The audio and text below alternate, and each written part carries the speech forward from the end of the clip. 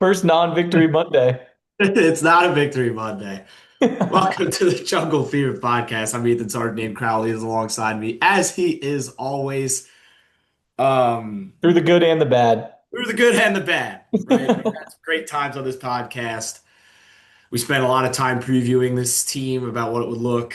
Um, Worst loss in franchise history. 48-10 was the final score yesterday. We're recording this on Monday. Not really a lot of good things to talk about from this game. We're going to talk about it. We're going to talk about it, but a lot of very glaring bad signs. And while yes, the record is still okay at 2-1 with their upcoming schedule and what they looked like on Sunday, there are a lot of major red flags. I also have some big questions surrounding some of the leadership. If things do go, well, I think we'll talk about the game first, and then we'll talk about this a little bit. Let's say things do go off the rails bad. Does Zach Taylor make it through 2025? We're going to talk about that because I think it's a glaringly real possibility, and I'm not sure the Burrow injury can keep him here. I don't know if that's going to be enough, but we'll see. Let's just start off, Ayden. Let's talk about this game. 48-10. And really, at the end of the day, right, the score line is bad, right? And a lot of it wasn't because of Minnesota, right? They played a great game. All credit to the Vikings, but Carson Wentz had 173 passing yards. They only had, I think, about 250 yards of total offense, something like that. I'm pulling it up real quick It just to. helps when you're in plus territory every time you touch the ball. Well, yeah. But I Here's your hear you. your total offense. I'm just going to add the rushing and receiving numbers real quick. It is 371. So a little bit more than that, but still, you think 48 points, you think, oh, 500 plus yards easy. And yeah, it's been interesting to see this year. And this is more of a league-wide trend about how numbers are kind of down because of the new kickoffs. A lot of teams are starting on the 30, 40-yard line. But that's a topic for another day. The big story of this game is the five turnovers.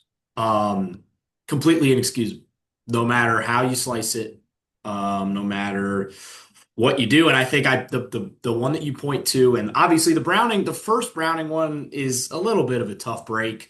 It's a silly throw, but it's also a great play by Harrison Smith to get a hand of that football, deflect it in, right? Rodgers makes a great play, goes in the end zone. The one that loses the Bengals the game ultimately is the second turnover, which was the fumble by Noah Fant when the game was actually kind of still in the balance. It was 17-3. The Bengals had started to play some good defense. They had gotten the ball back, and if they had found a way to score a touchdown on that drive, they would have gotten the ball out of halftime, and all of a sudden you're looking at a whole new ball game. Instead, the Bengals went into the half down 31-3 when it could have well been 17-10. Because obviously on that play, Noah Fant catches the ball. Rodgers, I mean, an unbelievable, one of the best plays of the weekend in the NFL.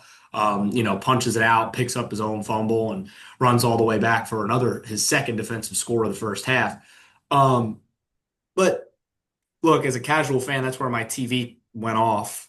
And I wouldn't have blamed you as a Bengals fan if that's where you turned your TV off. Um, but I mean, Jamar Chase fumbled. That never happens.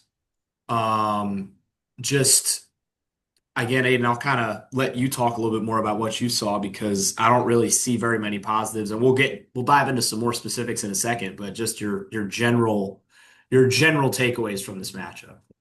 Yeah, it's interesting because you hear the word, largest loss or worst loss in franchise history, and I think Jay Morrison said this.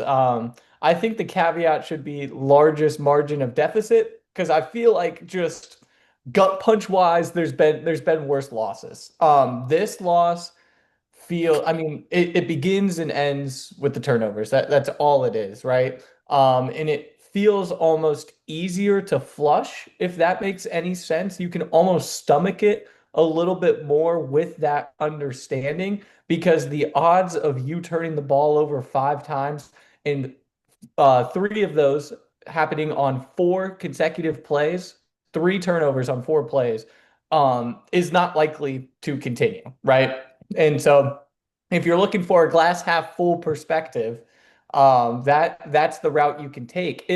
It felt like one of those Joe Burrow games a little bit, right? You dig an early hole, you kick that field goal, then you get the ball, and you're marching, and they were driving before that final, or not final, but nail in the coffin. It felt like with that Noah Fant fumble, but.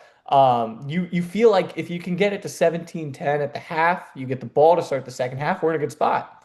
Then you blink and you go into the half down 34-3, right? And at that point, the game's over. And so, like you mentioned, I think Jamar Chase on his career, he's played what, 5 years in the league. He's Um, the two he has fumbles, three, maybe well, now three three. fumbles Yeah, lost. Noah Fant, I think coming into this game, had one career fumble loss. That P. Ryan fumble was bizarre. I don't know what happened on that one. It's just everything that could go wrong went wrong for the Bengals in a quick amount of time. Now, yeah. does it excuse what happened? No, absolutely not. That is just goes without saying. However, I think that this is an opportunity for the Bengals to just be like, okay, we just got our butts kicked. But it's a little bit easier to just flush it and move it on to the next one. If they went out there and they struggled and they looked lifeless and they lost a 10-3 ball game, you know what I mean? Maybe we're having some different conversations. If they win, or excuse me, they lose this giant shootout and the defense looks atrocious, maybe we're having some different conversations. If the turnover bug continues into the next week, maybe we can keep having these conversations. But the main concern that I had from this game has nothing to do with the final score. I think a lot of the Bengals' struggles so far this season boils down to their inefficiency or inability to run the football. Chase Brown in this game, 10 carries for 3 yards. That It's is his laughable. final stat line. It's laughable. It's insane. On the season, he has 47 carries for 93 yards. And you think about how dynamic and explosive Chase Brown is. Especially when you have Jake Browning under center, when you aren't able to run the football efficiently, and especially on first down, which Zach Taylor loved to call in an inside run on first down a majority of the time, which put the team behind the sticks, behind schedule. Then they're pressing on second down, third down, and it snowballs. You put way too much on Jake Browning. They need to find a way to run the football. It needs to happen. They they had 53 yards yesterday on 21 carries. The total carries for the season for the Cincinnati Bengals, this is through 3 games of football, 61 rushing attempts, so that's about 20 a game, 147 yards. That's a season for a whole team. There are, I'm going to try and dig this real quick. I think there are about 20 running backs that have more than that by themselves. Like, it's It's straight up embarrassing. laughable. It's laughable. It's embarrassing. And And go ahead. I was gonna say, the concerning part is I don't know how it gets better quickly. Because you look at this offensive line, and I think that is where a lot of the struggle boils down to. Because I think Chase Brown is a lot better than 10 carries for 3 yards. I think he's not given an opportunity to get to that second level, and I think that boils down to the offensive line. But the offensive line construction is built for Joe Burrow. It is built with guys who prioritize pass protection, and they are extremely they take a huge step back in run blocking. I mean, just think about the guys on the line like Ted Karras, like Amarius Mims, like Orlando Brown Jr., especially Dalton Reisner now that he's playing and starting. These are guys who specialize in pass blocking, and they are below average at best in the run blocking game. Maybe your best run blocker is your third round pick from last year's draft, Dylan Fairchild, which is saying something. And so when Zach Taylor says after the game, we're going to try to mess with personnel, we're going to try to find these different ways to get the run game more explosive. I don't know what that looks like. Is that turning to your fifth round pick in Jalen Rivers and hoping that he does better? He did I play a don't little know. yesterday.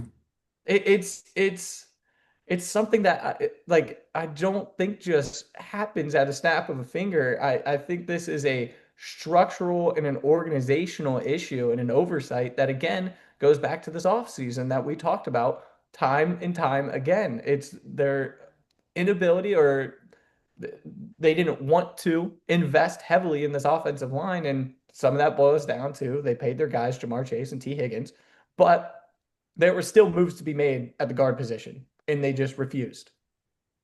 And these are some of the Mhm. effects that you get when that happens. And it's ridiculous. I just looked it up. There are 21 NFL running backs with more yards than the Cincinnati Bengals. 21 single players who have more yards than the Bengals do as a team on the ground. And this was there were I had two major takeaways from this game. Number one, is the score all that different with number nine? That's my biggest concern, right? Because yes, Joe Burrow probably doesn't throw the pick that Browning does, right? But does he control fumbles? No. And yes, turnover bugs get teams, right? And it bit the Bengals bad, but I'm not sure the outcome's all that different with Joe Burrow at quarterback, which really concerns me. And number two, obviously we just discussed the run game, but the blocking as a whole. Um, Ted Karras is having by far his lowest graded season as a pro early on through 3 weeks. So is Orlando Brown Jr. Orlando Brown Jr. has already given up a third of his season high in pressures through 3 weeks. Major concern, right? The real only bright spots on that line right now for me, Mims has played pretty well, didn't allow a pressure on 20 pass block snaps yesterday. And Fairchild is still a rookie, and he's flashed, right? That's all I got right now. I I don't know what you need to do to fix this line because they've tried and look, I get that they haven't reinforced the interior of that line, and that's on the front office, but at the end of the day, players that have played well in other spots are putting on stripes and they're not playing well. And I don't know what that boils down to because they've tried new coaches, they've tried new schemes. So I don't know if they just cursed their line by not bringing Andrew Whitworth and Kevin Zeitler back when they had the chance.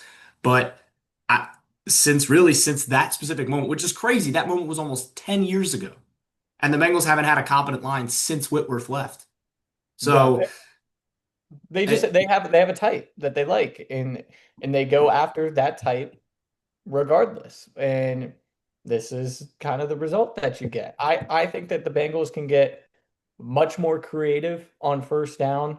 I think that you saw when, it was quick pass game, when it was screens, stuff like that on first down, they were efficient. Sometimes you have to do that. Sometimes you almost have to hide and mask your issues that you have with this team. you know when they did a really good job at doing that was just 2 years ago when Jake Browning came in for an injured Joe Burrow, and they switched up the scheme. And it worked. Chase Brown was on that team. Remember the Colts game? Remember where he got the ball on a screen pass? I was at this game. He took the ball, 70 yards down the right sideline and scored. I haven't seen Chase Brown touch the ball once outside the numbers, it feels like, right? They continue, it feels like bashing your own head against the wall and expecting something to change. Like nothing's gonna change. It's the It's same inside crap. hand. It's inside handoff on first down. Then you get to second down. Maybe it's an And you're incomplete in and you're pass. in second and Yep. eight And plus then every gets time. and then it's 3rd and 10. And guess what? That's Jake Browning not back there, not Joe Burrow. Yeah. And that's when he gets eaten alive. And even when it was Joe Burrow for the first two games of this season, right? He was, Right. and yeah, I get, look, weeks 1 and 2 Burrow at this point, you can just throw him out. But like it, even if he played against Minnesota, right? They've got a great defensive line. You've got, Grenard had a field day on Saturday or on Sunday. A couple of those other guys were feasting on the inside. Javon Hargrave was good. Like that. Would Good Burrow have been defense. able to avoid some of those? Like Right. it's a consistent problem. Right now, the Bengals offensively rank in the bottom five of the league in almost every category. And They that's are the worst. including They're the worst offense in EPA. it. I don't care who starts at quarterback. That's inexcusable, right? And I think and this is where I was going at the beginning here. If they don't see tangible improvement, I think Taylor is gone at the end of the year. And I have a couple of reasons why. And the big pushback that I think I would get on this is, oh, they will just use Burrow's injury as an excuse. And they well might. It would not surprise me. I'll just start with that. And it would infuriate me, but it would not surprise me. Um, if you don't see tangible improvement in this offense, right? Like even in the Jacksonville game, there was 3 interceptions, right? A better team than Jacksonville would have put this Bengals team away long before that comeback happened. Um, if you don't see tangible improvement in this offense, Zach's supposed to be this offensive guru, this offensive mind. And this goes for Dan Pitcher too. This doesn't just go for Zach. You're supposed to be this offensive guru. Last year, they're top five in almost every category, passing wise. Rushing wasn't as good, but they were able to get the rushing game to at least somewhat of a complimentary spot, right? And they had one of the best offenses in football, right? Yeah, we know the defense wasn't good last year. It's why they didn't make the playoffs. But there's simply no reason that the offense should look this different on a year-to-year basis. And I think the most glaring part of that is what we saw the first 2 weeks, even with Burrow playing. That's what I think really concerns you. You had everybody fully healthy. You did all this stuff in the preseason, right? Oh, we're going to play starters. We're switching up our whole program. It's the same. And I get that Cleveland is clearly a great defense. We saw what they did against Green Bay on Sunday, right? But it wasn't much different against Jacksonville the next week, right? I Yeah. just don't. I'm running out of answers, right? And I don't even look. The defense didn't play its best game on Sunday. I'm not even blaming them at this point because, like they're not the best defense in football, but at least they're trying. Like I'm seeing some flashes from some of the young guys, right? Jordan Battle's playing very well, right? They're starting to get contributions. I thought Miles Murphy had a pretty decent game, right? Finally getting some actual production out of him. Again, with no Shamar Stewart, I thought he played a decent amount, played all right, probably one of the flashes. Trey Hendrickson was always going to have a tough game with Darisaw actually playing, and he had a couple pressures, but didn't. I don't think he showed up on the stat sheet very much.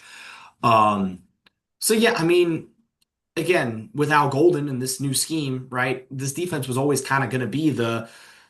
It was supposed to be this, right? It was supposed to be this. Right now, it's about this, and Yeah. No, you're going to be picking in the top five if you're not careful. I agree. I think if results like this past Sunday hold throughout the season, I would agree with you. But this game feels very fluky to me. Like it just does. Now the run game concerns obviously are something that's not fluky. That's something that has been prominent since Mixon was in the backfield. That's always been an issue. So that's not going to change. But the result itself, the final score being so lopsided, feels a little fluky, in my opinion. It I think was. I think we'll see a lot more of a competitive team here in the near future. So as long as they're competitive, and again, we mentioned it, if they get to 3-3 by week 6, I still think they have a puncher's chance, right? They have to find a way to steal one of these next three. I just don't. I probably don't see Zach leaving. You mentioned the defense. I would argue, you see 48 points and you're like, oh my gosh, the defense probably had the worst game ever. That's I what don't I'm I saying. don't think I'm in I don't think agreement it's on that. necessarily that bad.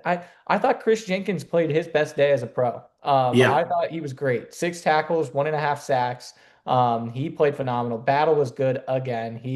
That's 3 straight weeks where I think Battle has made a big impact on this team. They were just put in bad position after bad position after bad position after bad 5 times. Hmm. And there was one drive. It was the first drive of the second half where the defense looked lifeless. But can you blame them? Going in the locker room down 34-3. I mean, if you're having effort concerns at a professional level, obviously that's a little concerning. But at the same time, they're human beings. And when you go into the locker room down 34-3, it's tough to come out and have that same level of intensity. Yeah. So I think the defense has looked okay, but again, like you mentioned, it's just the offense hasn't held up their end of the bargain. And that's where we're at. And it won't get easier against probably one of, if not the best defense in the league coming up on And they Sunday. need it. This Denver team needs this one badly, right? They just lost a tough game in LA to the Chargers, who are 3-0, right? They lost back in week 2 to the Colts. So they've lost two in a row. Bo Nix hasn't looked great. We'll talk about that in just a second. This is a crazy stat that I just stumbled upon while scrolling through the social verse. The longest touchdown run of the Zach Taylor era, the Joe Burrow 3rd and 18 scramble Against the Giants. against the Giants last year. That's flat out inexcusable. I'm just gonna and look, Burrow made a great play. Nothing against that play. But the fact that they haven't had a designed run that goes that far with a guy like Chase Brown, who is a home run hitter, it, Again, it's a organizational and it is a structural identity that this Bengals team decided to take on with Joe Burrow as your quarterback. That this is what happens. And when nine's not on the field, it looks really bad. Burrow is good enough to mask some of those glaring issues just with how good of a quarterback he is. You get somebody who is probably half as good as he is, and those holes, they grow, they look huge. And those issues are glaring, and it is their inability to identify offensive line talent that is capable of being productive in the run game. I think it's as simple as that. And this is what you get. how about just eliminate that last part? It's their inability to identify offensive line talent. Flat out. I just don't think that they haven't had one. And look, Mims has been good, right? Just good, and that's fine, right? He's a second-year player. I still believe in Amarius Mims, absolutely. I think he's probably the star on that line right now. But that was with the 17th overall pick. The best lines in the NFL, look at the Chiefs, Creed Humphrey, 3rd round pick, Trey Smith, 6th round pick. And both of those guys have been, oh, well, Trey Smith, no, he's still there. But those guys are both, all pro potential Pro Bowl players, right? Those those are guys they took on day two, day three. That's what you need to build. And the Bengals have had an inability to hit, right? The Jackson Carman pick in 2021 may well have cost the Bengals a Super Bowl, right? It's not a crazy thing to say when you think about how that Super Bowl actually ended up going, right?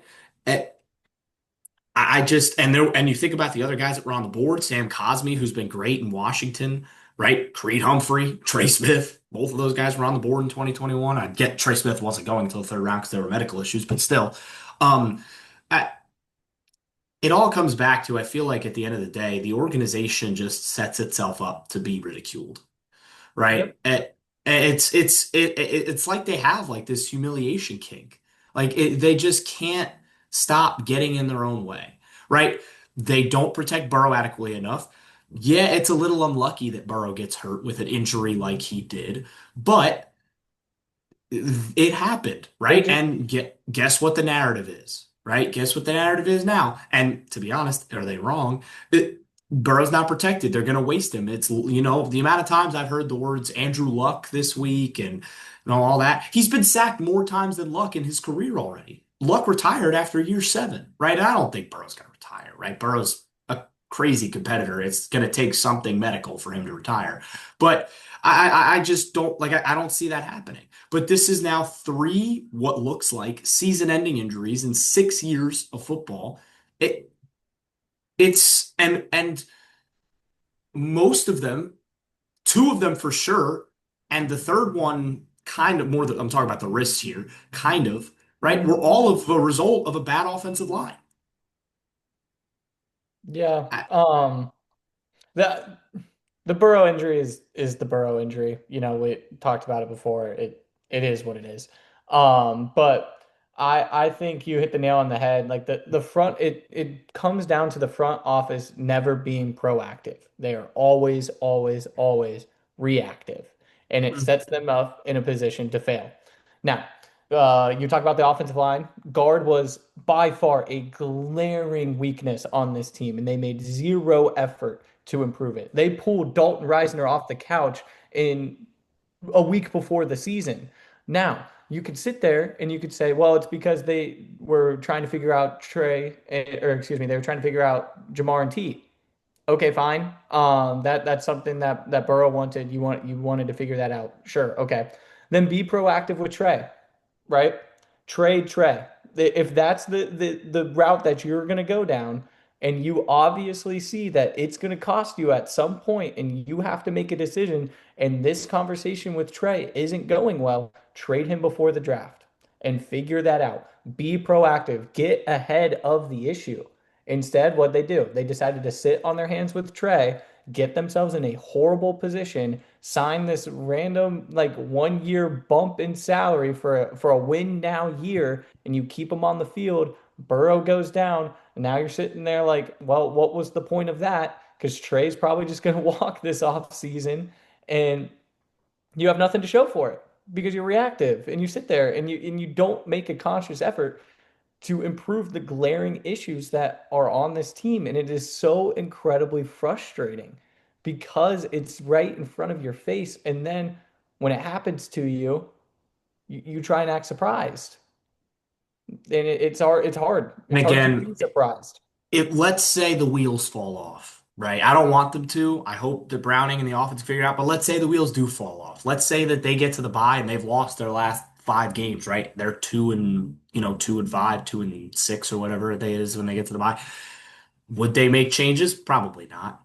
They would just say, "Oh well, we'll get to the end of the season." Would they even fire Zach if let's say it goes nuts, right? Let's say they win 4 or 5 games, right? Would they fire Zach? I think they would, but the fact that it's even a thought process when you've in this scenario missed the playoffs 3 years in a row is ridiculous. And I mean, look, it all goes back to the top, right? You think back to the Lewis days. It took them, they probably fired Marvin 3 years too late, right? It, and again, I have nothing against Marvin Lewis. I don't hold any of that against Marvin. I still think he was a great head coach. It's just when the calendar turned to January, he became a bad head coach. It happens, right? There are some coaches where it's like that. But I just think that when you've had the success that you once had with this team and with this quarterback specifically, and you are now in 2025, right? They were in the Super Bowl. It's by the time we get to next year's Super Bowl, it will be 4 years since the Bengals have been to the Super Bowl. It will have been 3 years since they've even played a playoff game. Yeah, That gets a lot of coaches fired. I agree. And I just don't. I have a sneaky feeling that they would just say, "Oh, well, Burrow is injured, so we're going to give Zach another chance." I just can't. I don't think you can afford to do that with this coach. And look, I've said this in the past. If Zach Taylor leaves, right? If they decide to part ways, you instantly are the most attractive head coaching position in the NFL. Because guess what? You don't have to do any of the hard work. You don't have to go out and identify a franchise quarterback. You've got that. You don't have to go out and identify franchise wide receivers. You've got them for 4+ years, both of them, right? Your biggest job is going to be getting right in the trenches, right? So again, I just and again and look, it's very reactionary. Again, it's week 3, right? Maybe they do turn it around. I hope they do, right? They got a big one coming up. They got an extra day's rest on Monday Night Football. They're up against Denver. But again, I just don't.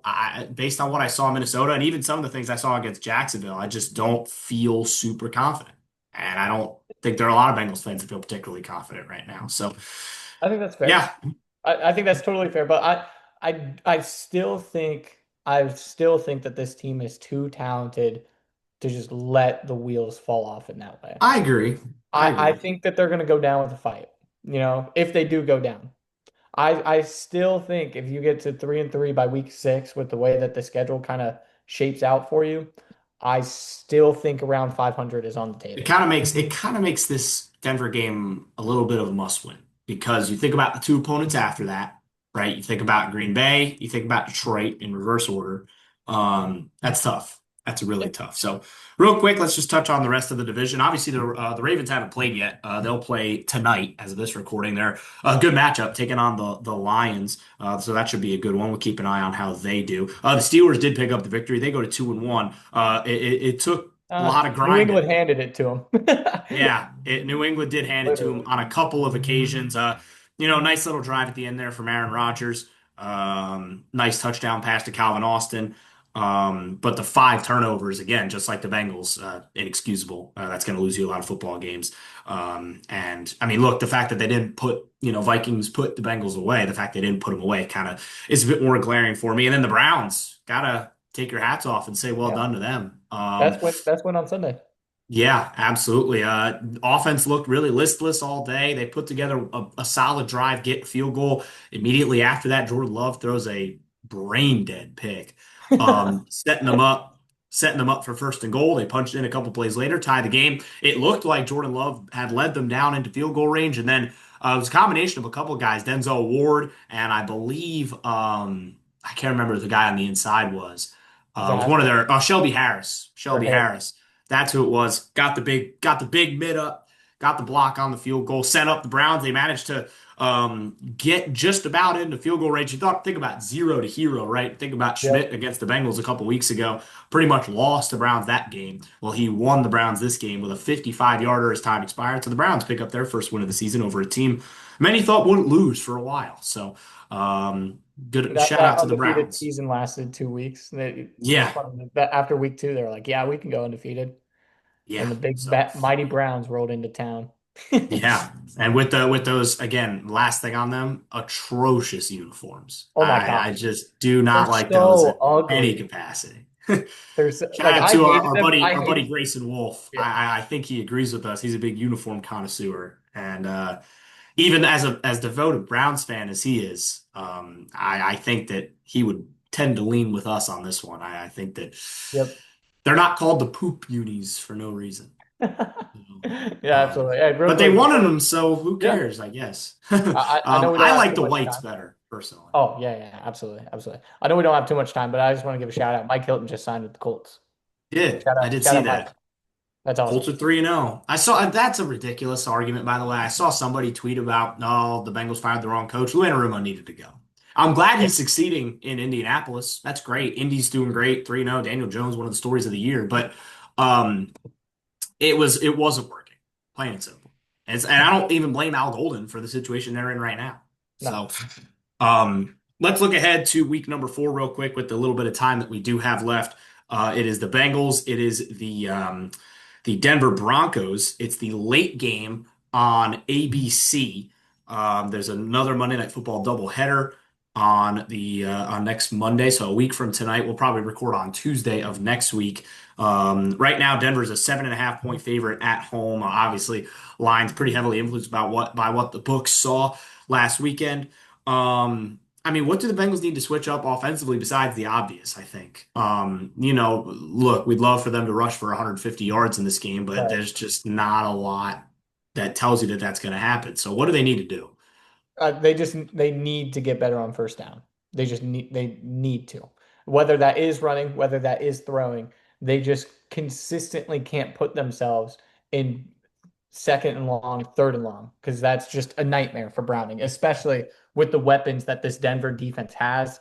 They have the reigning defensive player of the year. I mean, they just got ballers everywhere you look. So they need to find a way to get into a rhythm on first down. And I think that starts with getting Jamar Chase a little bit more involved. I mean, he was heavily involved against Minnesota. Obviously, he was kind of phased out of the game with how the situation went. But getting the ball to him in space more often. I think just trying to simplify the game down for Jake Browning. I think it just again starts on first down. As much as that is kind of cliche or corny or whatever, it does. They just have to be more efficient to start the game. And I think again, when they run the ball on 1st and 10 and it goes up the middle for a yard, I'm going to lose my mind on Monday night. Again, this one feels like a must win for both teams, really. With what the Bengals have coming up with the situation. Obviously, Denver just lost a divisional game to the Chargers, who are already 3-0. They look really good so far. They're in danger of slipping much farther back in that division already. And you obviously have the Chiefs there, and they're a couple games back as well. So, I think the formula for the Bengals to win this game is obviously they got to get the turnover bell to swing back their way. It's what won them the game in Cleveland back in week number one. They need to be a little bit more opportunistic on defense. And then it always also goes for the offensive side. You can't fumble the ball 5 times. They fumbled the ball 5 times and they lost it 3 times against Minnesota. You can't do that in any game. That's inexcusable for the high schools that I cover here. So And it's Browning has 5 picks through yeah, leads seven the league. quarters. Leads the league in picks. He's played 7 quarters. So um, you have to take better care of the Gotta be football clean. and offense. I think in terms of a prediction, I'll probably lean towards Denver for a couple of reasons. Number one, they're at home. I think that they really need this one badly. I think they'll come out with that energy. I think I'm going to go with 24-13. I think Denver gets the victory. Yeah, I'm probably also leaning Denver, unfortunately, for the same reasons you just said. And I think that this one is what you said, I 24-13? said 24-13. By the way, Yeah. that's another positive. Evan McPherson's been very good this season. I will Yeah, give him that yes, credit. he has looked solid. He has looked solid. That was like around where I wanted to go. I'll go 28 or 27-21. 27-21 Bengals will lose, unfortunately. So you have them covering. Fair enough. I don't. We'll see. We'll see how it goes. That'll be next Monday. So a stress-free Sunday for Bengals fans out there, which should feel pretty nice. And then Monday night they will be in Denver. Quite the doubleheader as well. Jets and Dolphins as the early game that night. Somebody's got to win their first game. Maybe they'll Not tie. looking good. It's not looking Oh, good. we'll see. We'll see what ends up happening in that one. But that'll do it for this edition of the Jungle Fever podcast. Hopefully, we'll be a little bit more cheerful next week. Maybe the Bengals can pull off a shocker in Let's Denver, go but that'll do Reds. it. And the Reds are in Let's playoff go position. Hopefully, Reds. this time next week, we can talk a little bit about how the Reds are potentially getting ready for a postseason series. We'll They're talk keeping me about that. sane. They're keeping me sane right now. They're keeping a lot of Cincinnati sports fans, I'm sure, with how well they've been doing. And well, I guess they've got the fellas out in Flushing to thank because the Mets have all out collapsed. So, well, Frank the Tank going nuts and doing his little thing. So So. funny. It's great. But the Reds are doing great. So Bengals fans out there who are also Reds fans, you've got that. Pack GABP. I might go. I might There be we there in a go. couple nights. So Skeens versus Hunter Green. That's yeah. Yeah, it's going to be one heck of a baseball game. Hopefully the Bengals can match that energy a little bit. We'll see. But that'll do it once again for this edition of the Jungle Fever Podcast. I'm Ethan Sargent. That's Ayden Crowley saying so long. We'll see you next Tuesday on the Jungle Fever Podcast.